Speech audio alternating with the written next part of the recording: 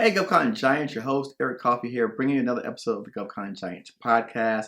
Today's interview, I sit down with top lobbyist Gene Moran, and his company helps small business and entrepreneurs get in front of government officials. Today's conversation, we talk about a lot of things, in particular things that I never knew of, like the difference between the legislative branch, the executive branch, and how does that affect us, right? A lot of times what we're teaching is how do you get in front of the government agencies in terms of market research phase. But he is helping companies get in at the budget phase. So right now, if you're looking at, we're in 2023, but if you're looking at the 2024, 2025, 2026 budget, how do you get in at that phase? And so those are some of the things we talk about today, plus a whole lot more. Where you want to be, how do you position yourself as a small business to get written into the budget? Those are some of the things that Gene helps companies do. He is a lobbyist, but before this, I thought all lobbyists were bad. However, what I realized, and even my own life experiences, is that a lot of times the people and the folks that are making the decisions do not have the same perspective on what's happening in their actual pulse in the marketplace like we do.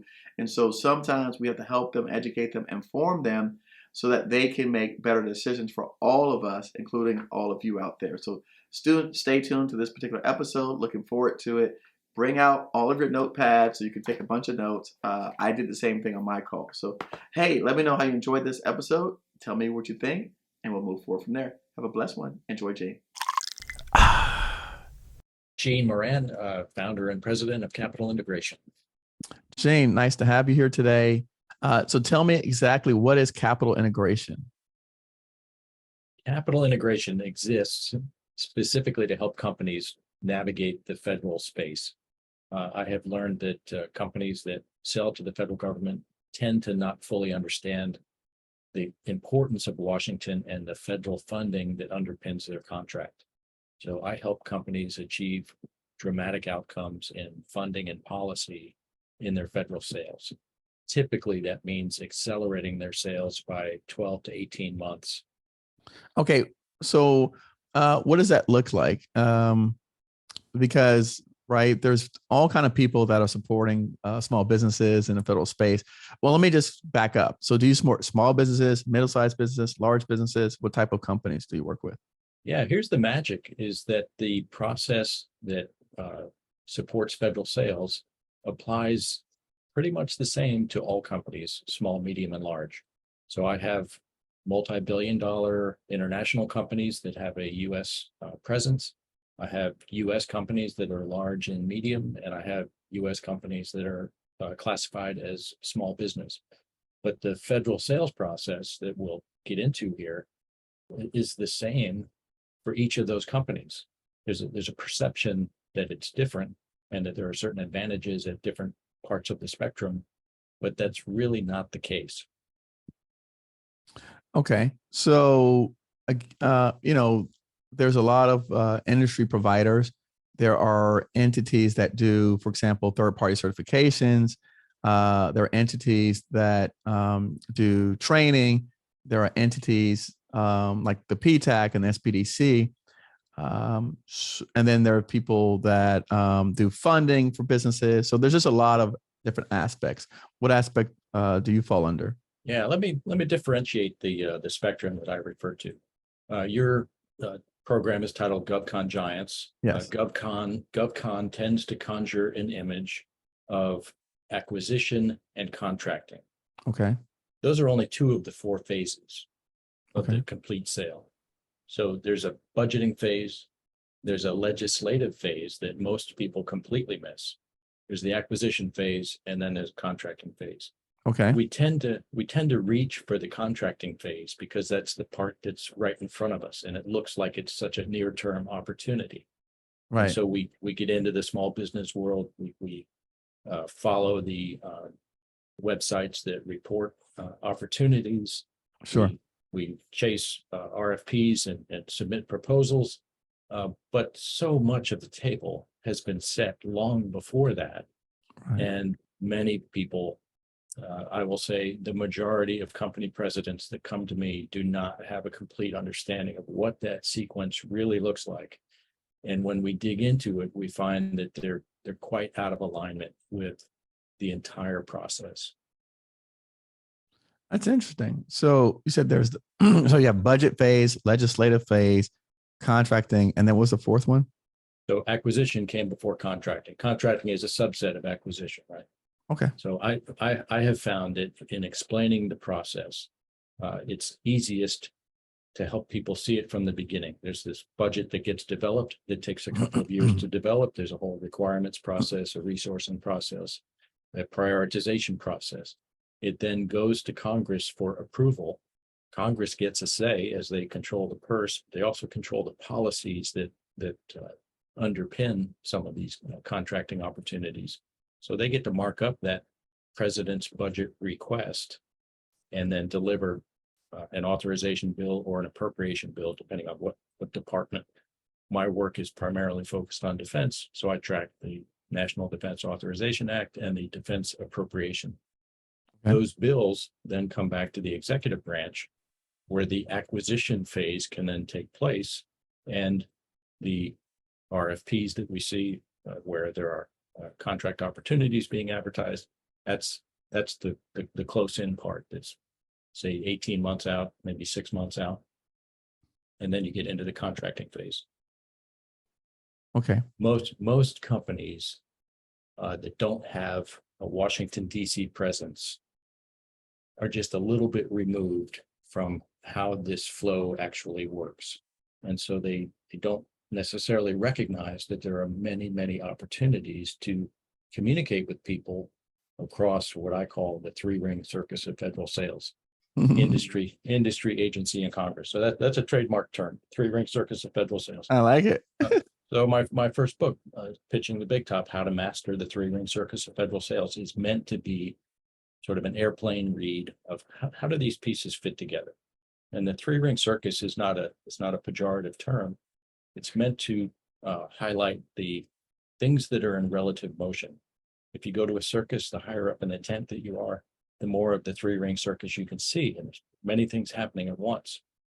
In federal sales, these things are unfolding over multiple fiscal years at different points in the process across industry, agency, and Congress.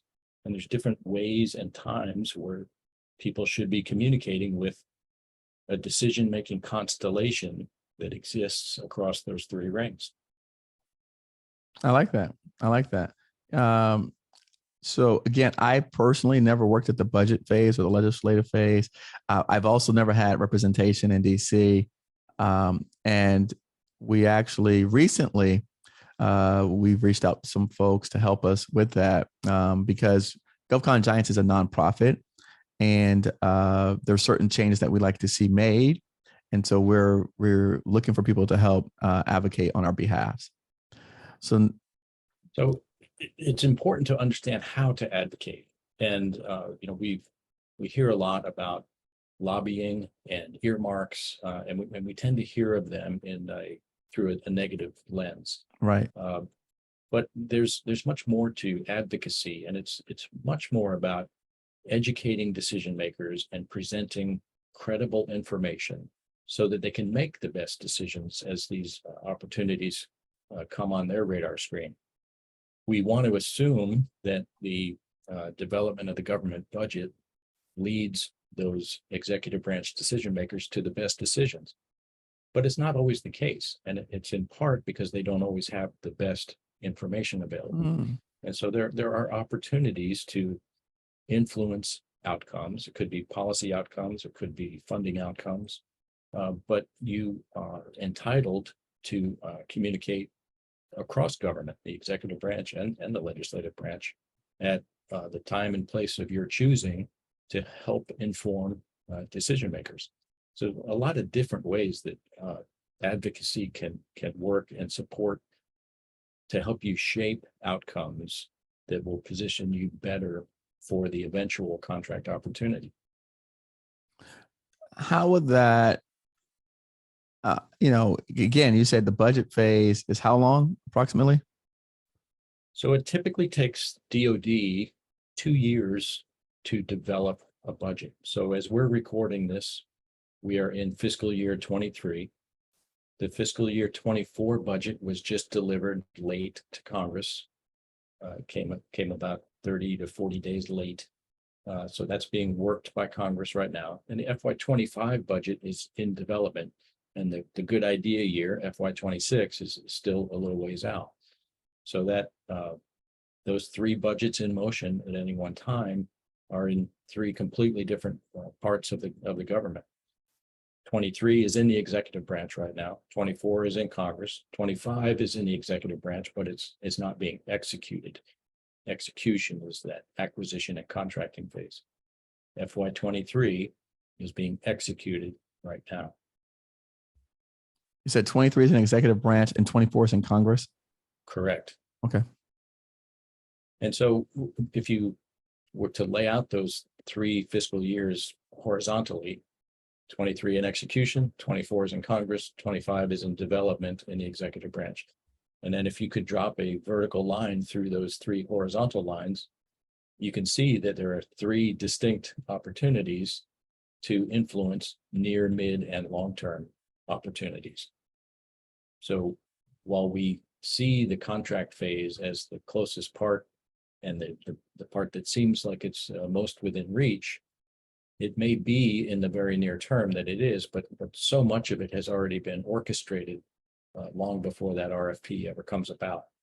And so I help companies see how they can participate further up the process, earlier in the process, such that over time you develop this bedrock of very solid business that's unfolding in the near, mid, and long term. No, I like that. You're the first person that I've ever spoken to that does something similar, that does this at all. I've never heard of this. So this is new to me. I recognize I have very unique positioning in this space. And it's drawn from my background, former active duty naval officer. I served in ships, but ashore I was in DC. In the Navy, they say you're at sea or in DC. So I was in DC and I learned how the agencies interact with Congress. I actually served in a congressional office as a full-time staffer for a year while on active duty. I ran the Navy Senate office. I ran the Navy Appropriations Liaison office that communicates with the House and the Senate. I went after active duty to industry. I was a corporate lobbyist at a large defense company headquartered in Washington, D.C. And then for the last 10 years, I've been doing this work independently as a solo consultant. I recognized while I was in corporate that many, many companies in the defense industrial base don't have a good understanding of how this process works. And so we find ourselves in a place where there's really quite an aggregation of winners versus the also rans.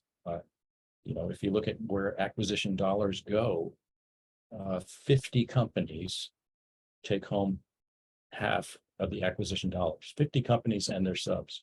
And this is confirmed with very thorough academic research. And then at the other end of the spectrum are small businesses where there are 25% set-asides. That translates to about 50,000 companies. But the entire defense industrial base is over 350,000 companies. So if you just do some math there, there's a lot of competition in that middle 25%.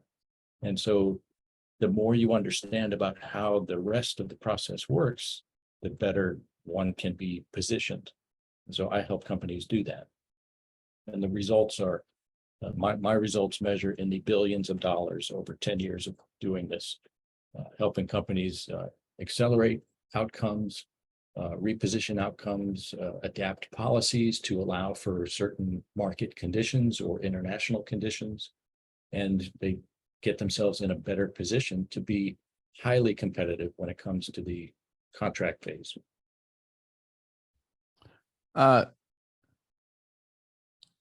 So is there a specific industry or sector that you prefer, or does this work for all sectors? I focus on defense and security. That happens to be the largest part of the discretionary federal budget. Well, let me ask a different question. I'm sorry. Go ahead. You said it's about 800. Go ahead. Keep going. The defense budget is about 850 billion per year. So the largest piece of the budget, it's 10 times bigger than the next largest department, which is Homeland Security. If you can work in defense, the same processes apply across all of government. Defense has the most sophisticated programming and budgeting methodology that develops a budget that goes to Congress. Other agencies are dealing with much smaller amounts of money, but the opportunity is similar in that the process is nearly identical. So my question is a different question. The type of companies where they come from, does it matter? Their focus, cybersecurity, parts manufacturing, professional services. So there are different types of funding. We call it colors of money. So different accounts have money that spends on a different timeline. So procurement money has a particular lifespan, 2 years to 5 years, or in the case of ships, 7 years. Services have a much shorter lifespan. That funding, the O&M funding or sustainment funding, is typically executed over the course of 1 year. And so a company that is a manufacturer of a product tends to have a little bit more runway to work with in working the rest of the process. Whereas a service provider or somebody that's providing, something that might be on the GSA schedule, that's going to be bought in a specific single year. And that money has to be used by the government, within that year. So the difference is the horizon.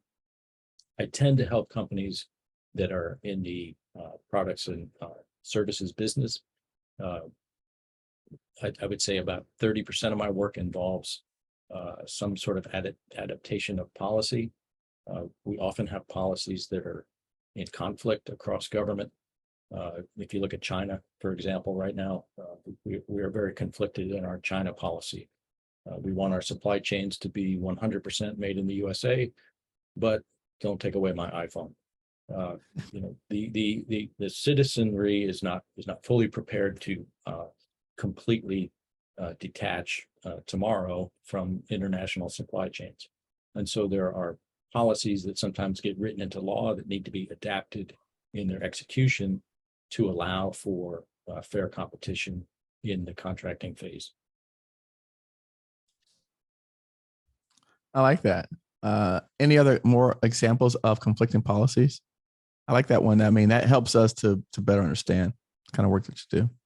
Yeah, I had a client that I helped where they were part of a consortium that was eligible for a contract that would be awarded through an ATO, or I'm sorry, the OTA, the Other Transaction Authority. Mm-hmm. ATO is authority to operate. That's a different animal. They were trying to compete for an OTA, and at the local level, we observed that the contracting world was sticking with a Canadian provider that they were just comfortable with. They did not have a better product. They did not have a NATO compliant product. And so we raised that issue, both in the executive branch, and then we took it to the Defense Committee in Congress and pointed out, hey, there's a well-intended effort to get to a best price or a better price, but what we have here is an unfair competitive practice. And so this needs to be explored. So Congress wrote 2 sentences into their bill that asked the service to come forward and provide an explanation of how this acquisition is working in this area. That simple 2-sentence piece of a 1,000-page policy bill changes the behavior of that agency. And so that opens up competition to the way it should be executed.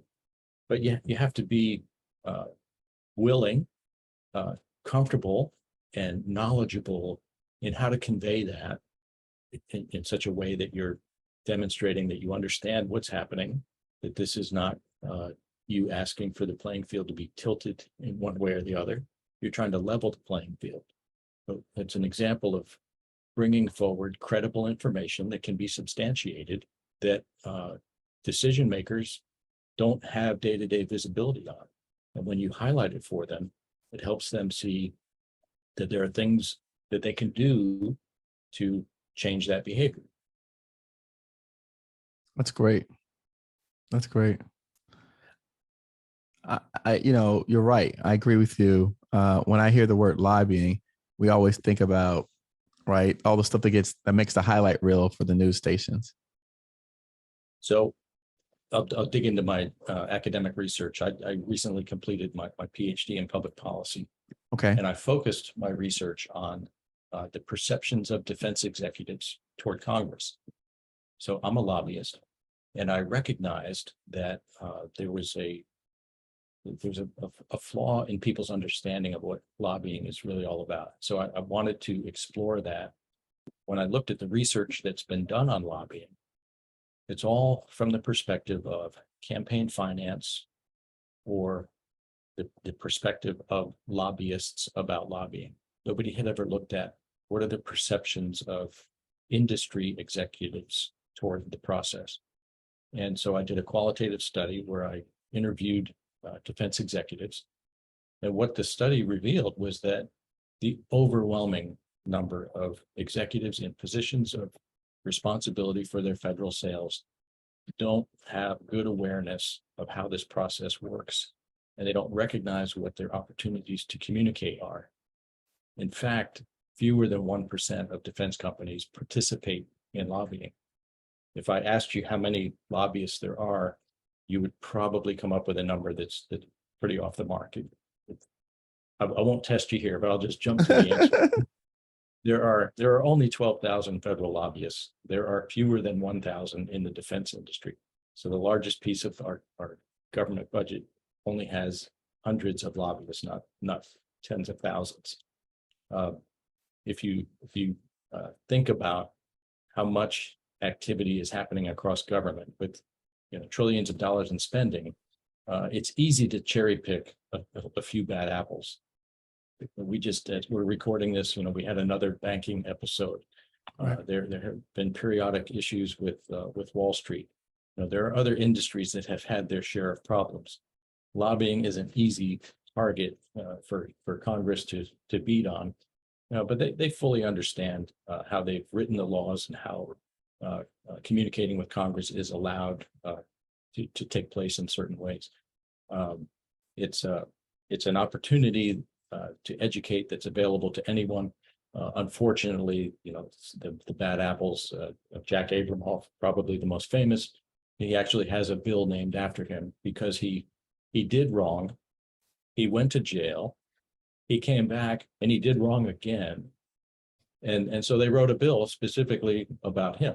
You would think that it's this 500-page bill. It's a bill that's about a page and a half, and it's specifically targeted toward him.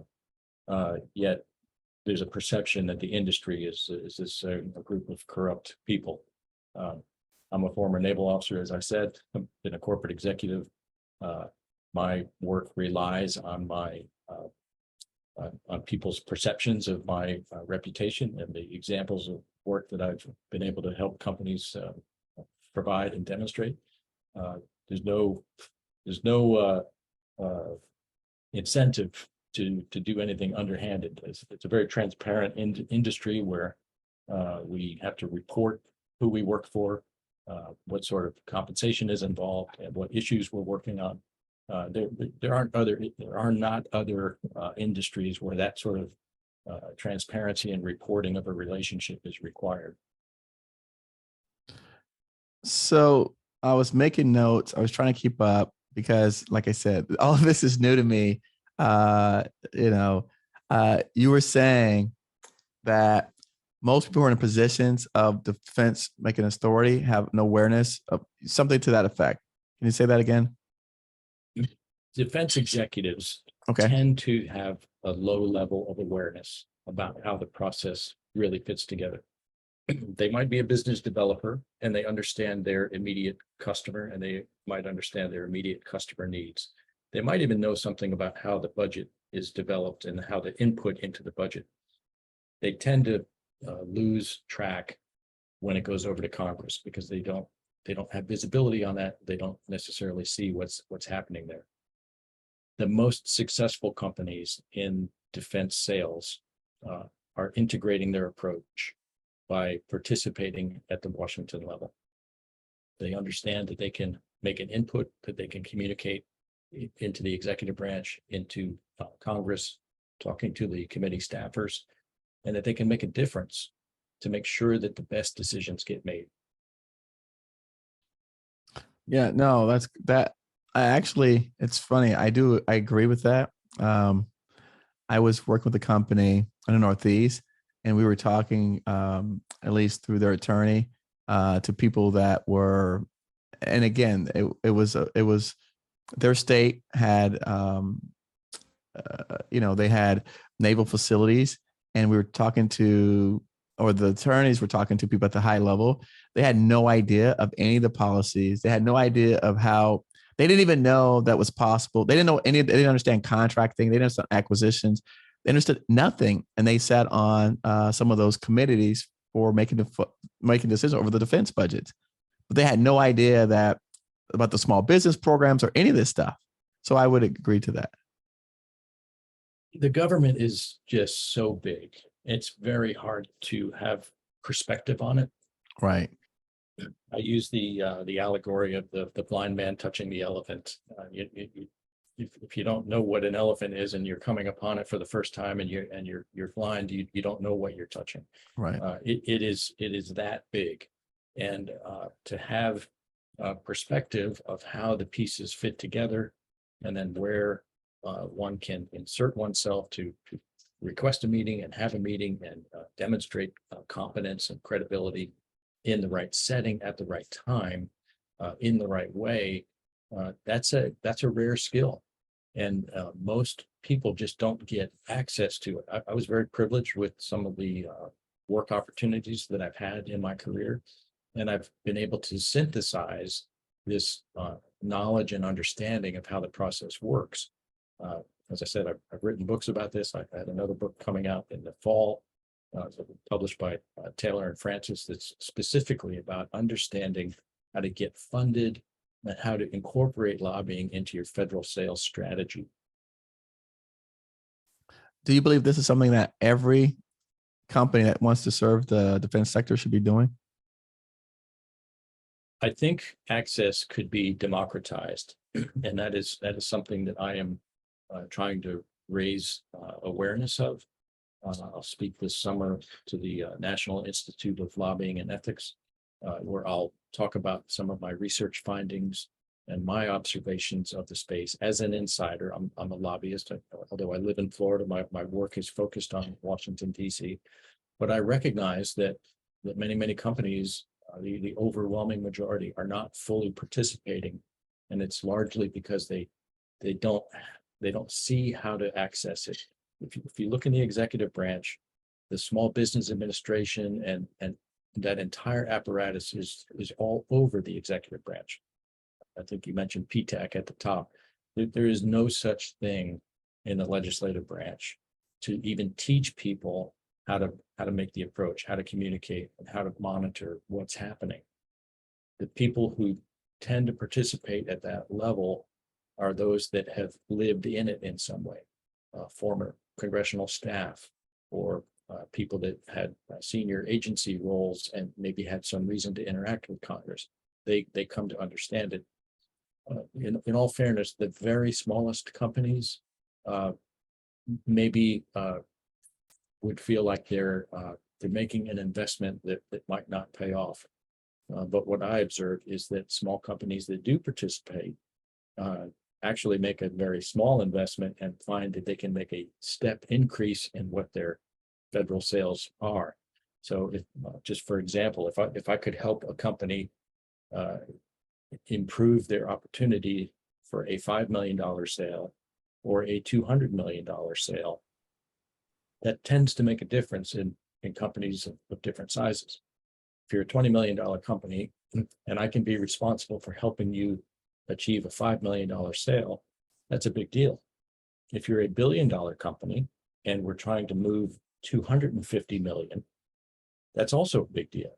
So it is scalable. The numbers in defense tend to be big, but if you're somebody that's working in the SBIR world, or you're chasing RFPs, you're probably settling for hundreds of thousands when you could be pursuing millions and tens of millions. Ooh, I like that. I like that. All right, Gene. Now you got me thinking. It almost sounds fantastical, but these are real numbers. As I said, I've been doing this for over 10 years as an independent.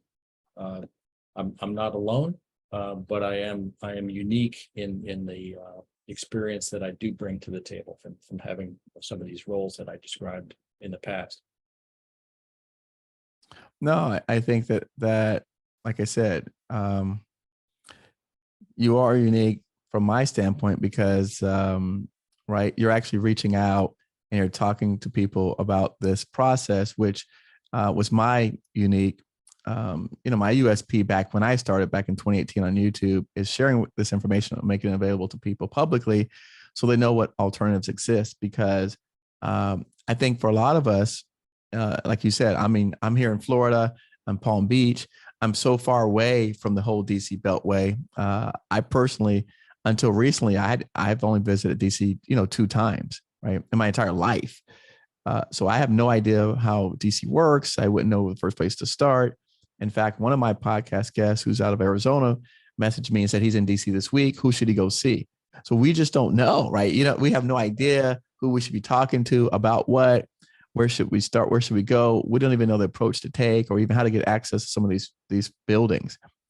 Just for a comparison, in the last 7 weeks, I've been in Washington, D.C. 6 of those weeks, at least 3 days a week. I've probably conducted over 100 meetings on behalf of clients. These meetings were specific to Congress, talking about fiscal year 24. There's a time, a place, and a methodology for how to have the meeting, how to know what you can influence and what you need to say and how to say it. So I'm sorry for your colleague who didn't know where to go, but I can tell you just from what I heard, they will not be satisfied with the outcome, and it's because they're approaching it without the thought that's required. I have a specific messaging methodology. I call it my 8-minute rule of messaging. And that's because most meetings in DC are set up to be 20 or 30 minutes. Most people know how to give an elevator pitch, but they don't know how to tell their coherent story to include a request and get it across to the audience who may not know anything about them in 8 minutes or less. And I do that repeatedly. And we start by coming in advance with a request to talk about a topic. We know when to have that request in the air to a particular decision maker. We send the issue just a little bit in advance, but we go in and talk about 4 specific things. The issue, what is the problem that we're here to solve? The background, how did this problem get to where it is?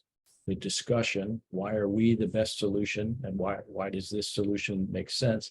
And then a recommendation. This is the key part.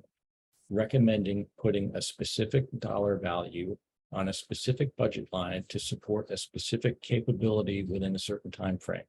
When you can answer all of those questions succinctly in 8 minutes or less, you become a hero in the Washington, D.C. world. And that's because you've answered all the questions that the decision maker is going to have, and you've given them time back in their calendar. And when you give them time back in their calendar, you get to come back again. If you're somebody who goes in there and you have a 35-minute message to fill a 30-minute meeting, you're not going to come back because they're not going to be available to you. When you go in there and you show credibility and that you know how to command a meeting, you get invited back. And in fact, they start to call you as a resource to help them better understand things that they don't understand. And when you can reverse that relationship such that the government audience reaches out to you, you've changed the dynamic forever. I like it. Go over your 8 minute again. You said background. I'm taking notes, G. I'm taking notes, man. All right. So you said background. You have an approved meeting and you Yep. get an email back that says, yep, we can see you at 12:30 on March 26th or 28th. We'll make it a weekday. 12:30 March 28th. You show up at 12:27. You don't want to be too early. You don't want to be too late. You walk in. You have just a very little bit of chit chat. It could be something about the weather, could be something you notice in somebody's office, a little league picture or something like that. So there's 30 to 40 seconds of chit chat, and then you get right into it. You have your white paper, which has the 4 things laid out on it: the issue, what's the problem, the background, how did we get here, the discussion, what is our solution that we're proposing, and why does this make the most sense, and then the recommendation. We need to have a certain amount of money put on a specific budget line to support a specific capability at a specific timeline. When you can rattle that off for your issue, doesn't matter what it is, could be software, could be a product, something that you manufacture, something you're developing, you name it, the same concept applies. This is how Washington communicates, in this very simple language. And we tend to think in terms of Shark Tank or a PowerPoint deck, and it's just not how it is. It's much more straightforward, but we use too many words and we think out loud when we're in the moment and we haven't prepared, and then we try to overwhelm them with everything that we know, as opposed to the few things that they need to know.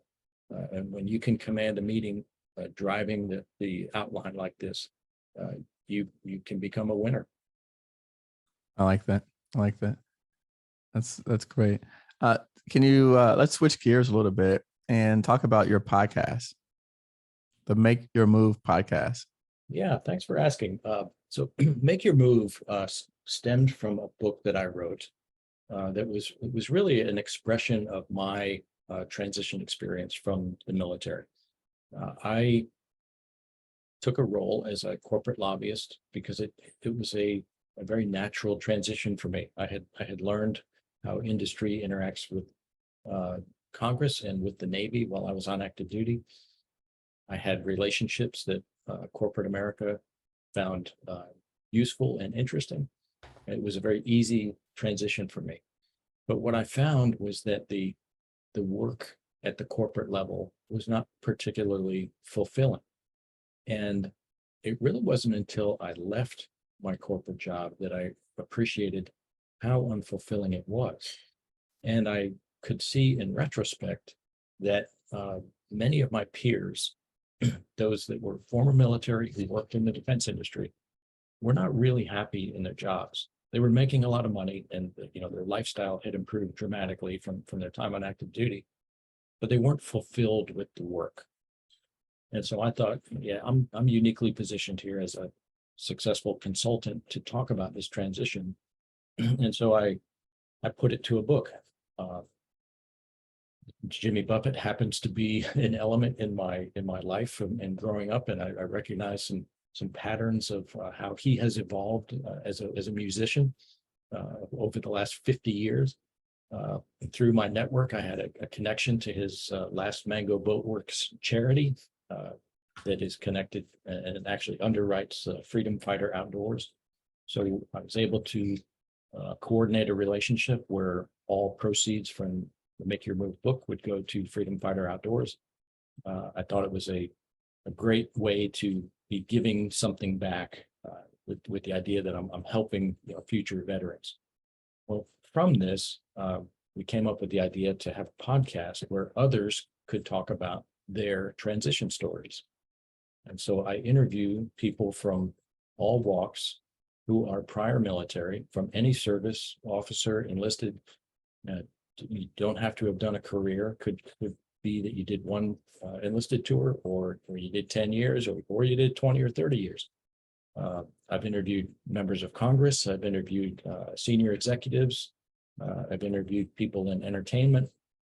And I use pretty much the same questions in each interview. But the unique thing is that no two answers or no two interviews are alike.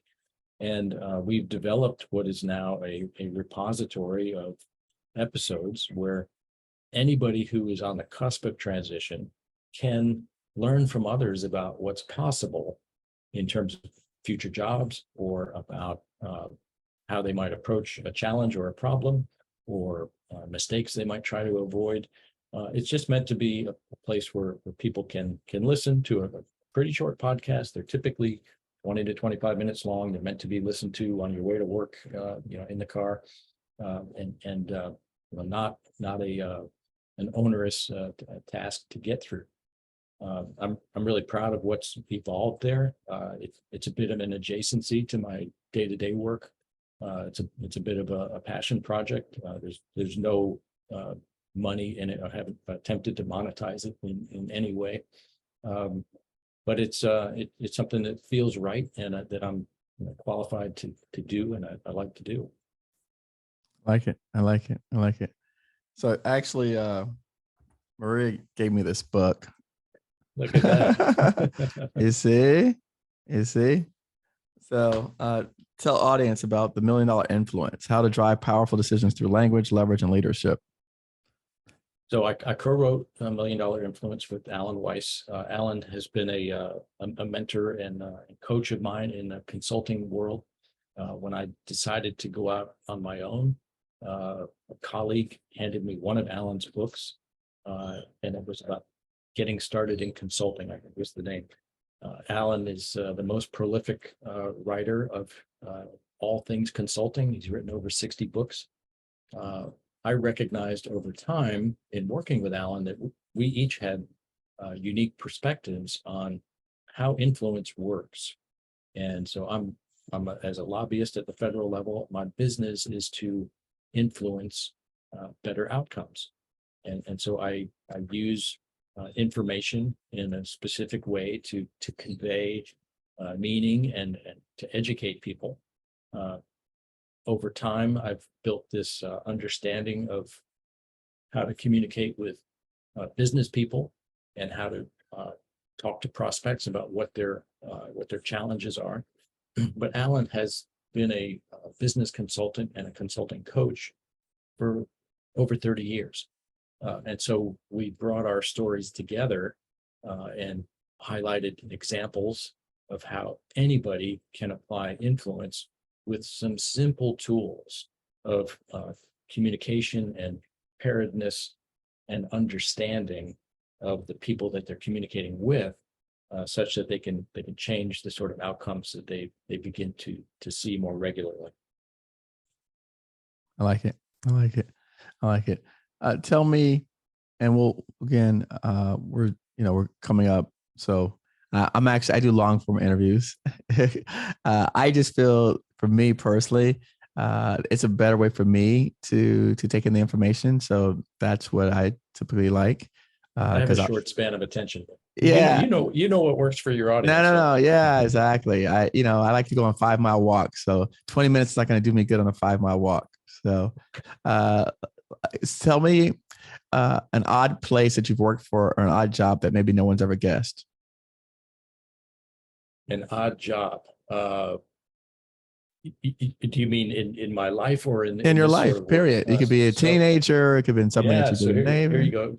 Teenage job was working for a commercial lawn service in Boca Raton, Florida. Okay. That is difficult work. We would do 25 houses a day in the Florida summers. This was college summers and breaks sort of work. It paid $5 an hour, which was a lot of money at the time. And there was a bonus if you worked 40 hours. That's the sort of state of the labor force at that time, to keep people coming back to work the next day. But that was difficult work. Yeah, and it wasn't just cutting lawns. It's taking up sod and putting sod down, and landscaping, and people in Florida recognize that this is stuff you have to keep up with in your house or your community, and if you don't, it'll overrun you. But it was a great opportunity to, work for a difficult boss, and work alongside other people who were, also experiencing the misery together. But every week, we got a pretty handsome paycheck that at the time was a lot of money. And, over the summers, I would be able to save, a few $1,000s to take back to college. Nice. So it was a summer job. Yeah. Yeah, it was, you don't forget it. No, you don't forget it. And it also, right. It, again, those are some of the things that I'm sure you've carried some of those values today about, work ethic, and whatnot. Well, and to, respect people in the workforce who are working where they can. Right. And maybe somebody doesn't choose to be a waitress as their career path, but that's where they find themselves. And nothing against waitresses, but it seems that there are people who can easily talk down to people in the service industry like that, or, hospitality industry, or lawn care, and it's dignified work, and it is work, and it should be respected. Right. I like that. I like it. A happiest purchase you've made from Amazon recently? I don't do a lot of that, quite honestly. Okay. Tell me any purchase you've made from Amazon. Yeah, I think I bought some books as gifts for an executive seminar that I ran. I periodically get people together for an event called Meet the Ringmasters, where I bring people from my community together to meet with some of my most successful clients, or to meet peers of theirs that they might not otherwise know. We just did one in Sarasota at the Ritz-Carlton, and we'll do another one in San Diego in November. But it's a very high caliber executive level retreat, and I bought some books that were gifts that would be at their seat at the opening dinner for that event. So that's my most recent one. So the reason why I asked that question is because it typically elicits responses of other things that I would have known to ask. So I didn't know about this Meet the Ringmasters because it's nowhere on your profile. So that's interesting. Tell me more. Yeah, so this is an invitation-only event. It is not on the website. It is not something that gets advertised widely. But it's something that I learned from Alan Weiss about how to bring people together. And sometimes when you create unique experiences, people will pay a lot of money to participate in something like that because of the learning that takes place that is so different.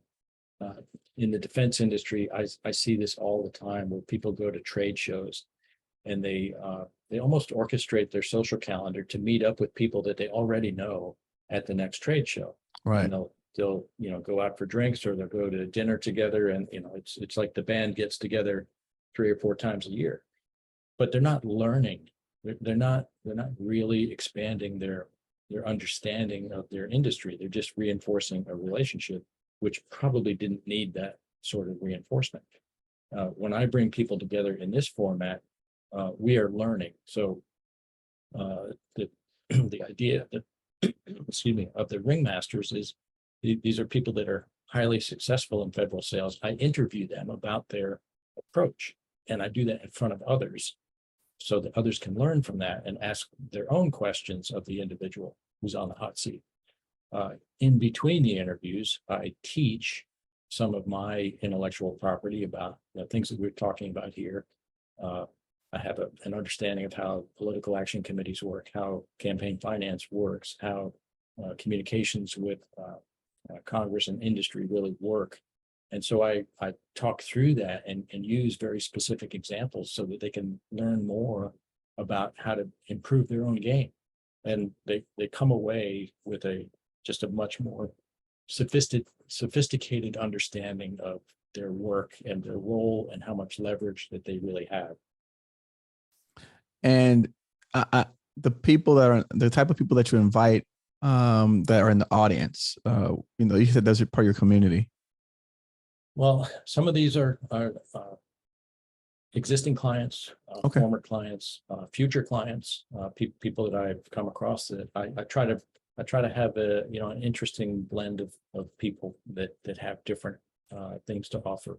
I try Okay. not to bring competitors into the same spot, because when you have the right executive format, trust is a big element of that. And so you want people to feel comfortable opening up, talking about their concerns in their business, or challenges, or things that they want help with. And if you have two competitors in the room, that's not a healthy condition. I can't support companies that are in competition with one another. That's an ethical boundary for me. I know people do it. I don't do that. But yeah, it's a very special event, invitation only, and I get a lot of satisfaction from being in those moments where I'm growing because I'm learning from these people as well. Well, sounds like you learned a lot from Alan Weiss. He's a pretty bright guy. If there are any consultants out there, if you don't know Alan, you're not really in consulting. He takes you to a different level. Nice. Yeah, I definitely would like to also share his information that you could send back to us, so that way we can make it available, whatever he has that's available publicly. Or, I mean, otherwise we could just Google him. Yeah, happy to. If you Google Alan Weiss, you'll get pages and pages. Right. He's a pretty well known guy. Okay. I'm working to catch up there. I've got 4 books now. The next one, as I mentioned, comes out in the fall. I don't think I'll ever catch his 60 number, but there's value in putting material out there so that people can learn and better understand these things about which I'm expert, and I'm happy to share it. There's no, I use the term intellectual property, but it doesn't mean that I don't share it. I put it out there so people can learn. There's so much opportunity out here. I have zero fear of competitors taking my ideas. Well, I can tell you, one of the things for me personally, I've written other books that I'm trying to get out there, and so that's an area that I need help with. I keep trying different people to help me with different parts of the process, but I have not been successful. So I would definitely, if you had a recommendation for someone to help, I would definitely use that. Appreciate myself personally. Well, I tell you what, a few things that I learned from Alan about writing a book are have your outline and what you want to say pretty well thought out before you start writing. Okay. And then we wrote $1 Million Influence together in less than 3 months, and it was to the publisher in the 4th month. The concept of self-editing is something that you just have to stop doing. Right. We did not write War and Peace. We did not write a Pulitzer Prize worthy book. That was not the goal. And so when you recognize that, putting additional effort into get to a final small percentage of improvement is not worth it to the reader. So don't spend time on that. So my method is to write a little bit every day, maybe just a couple of pages. And there are days when there's no writing. But before long, if you had an outline at the start and you're not self-editing, it's not difficult to make the words add up to a book. No, I have the manuscript. It's just getting it published. This is my challenge, right? It's like, the people that, all these different companies that say they can help you with the editing, with the producing the covers, that stuff. I need someone that like, hey, here's the manuscript, get it finished. Yeah, well, I think like anything, social proof counts, and referrals to people who can provide that kind of support matter. In my business, every one of my clients comes to me through a referral of some sort. It's just the nature of service provision in my mind. And so if you don't have good people making, or if you don't have people making good recommendations, you probably need to expand that network a little bit. Right. Exactly. Yeah. And that's what I'm saying. That's what I'm saying. I need help, right? Expand that network on that. But listen, like I said, we're at the top of the hour. And again, I do want to be respectful of your time. I definitely, though, I like to always give my guests an opportunity to say final parting words to all the small businesses. And also, I've learned recently that I do have mid-sized companies listen to the podcast as well, right? Just share with them some final words and thoughts that you may have. Yeah, there's a one. This is a great resource that you're providing for companies of all sizes. I've listened to a number of episodes, and I applaud you for the work here. The process of federal sales is complex, but it is very learnable, and there are a lot of different ways to learn. I'll just mention that if you go to my website, genemoran.com, there are a number of things there that people can learn from. I have a course called Capital Currency that talks about many of the things that we've talked about here. It's a very accessible program of videos of me teaching people, communicating with other people, demonstrating by example how to have some of these conversations. There's a book, there are downloadable templates that go through every question that you will be asked along the way. And if you don't know the answers, you go get the answers. But when you do this sort of homework up front, it changes the dynamic of how you're received by that customer constellation. I have an online forum called The Big Top. It's at thebigtop.net. thebigtop.biz. And that's a place where like-minded people come to learn from others. I post on there regularly. It's a closed community. It's not a Facebook type thing. It's not LinkedIn. It's meant to be private so that people can access me and ask questions of me specific to their situation. Thank you. Thank you for sharing that. We'll make sure that we have all those resources made available everywhere that this podcast is listened to. So, Gene, thank you so much for coming on today. Thank you for sharing. I learned a lot. I have 2 pages of notes myself. You taught me something, and that's why we do this, because again, I think all of us are in a constant state of learning. You just said you finished your PhD. I think that's beyond my capacity, but I am definitely, I'm working on some additional books. So that's an area where I'm looking to grow within, my competency areas, is to produce more books. But again, I do love all the information that you've shared, and we look forward to connecting with you and our team as well in the future. So thank you so much for coming on today. Eric, thank you very much. I appreciate the opportunity.